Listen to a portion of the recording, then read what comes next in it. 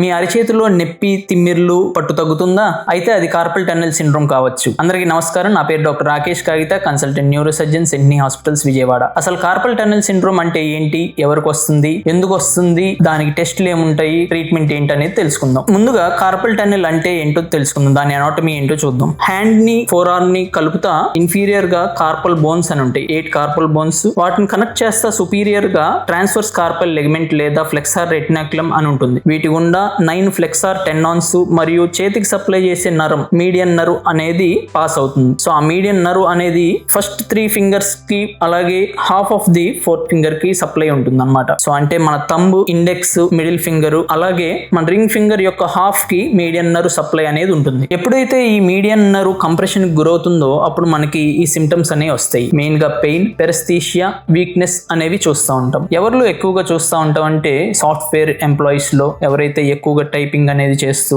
అట్లాగే మౌస్ ఎక్కువ యూస్ చేస్తూ ఉంటారు. అలాగే హై స్పీడ్ డ్రిల్స్ యూస్ చేసే వాళ్ళలో ఎక్కువగా చూస్తూ ఉంటాం. ఎక్కువ హౌస్ హోల్డ్ యాక్టివిటీ చేసే వాళ్ళలో అండ్ రిస్ట్ దగ్గర ఎక్కువ మూమెంట్ ఉండే వాళ్ళలో చూస్తూ ఉంటాం.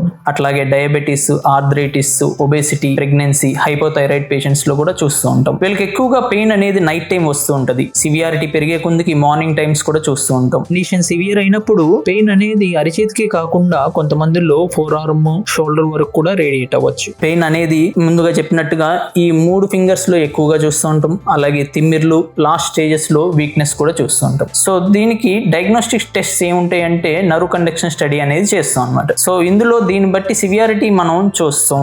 మైల్డ్ ఉందా, మోడరేట్ ఉందా, సివియారిటీ గాన మనం క్లాసిఫై చేసుకుంటాం. సో మైల్డ్ కేసెస్ లో ఏంటంటే మనకి మెడికేషన్ తో సరిపోతుంది. మోడరేట్ అండ్ సివియర్ కేసెస్ లో స్టెరాయిడ్ ఇంజెక్షన్స్ లేదా ఓరల్ మెడికేషన్స్ తో కూడా ట్రై చేయొచ్చు. ఒకవేళ 1 మంత్ వరకు తగ్గకపోతే కనుక మనం సర్జరీకి వెళ్లాల్సి ఉంటుంది.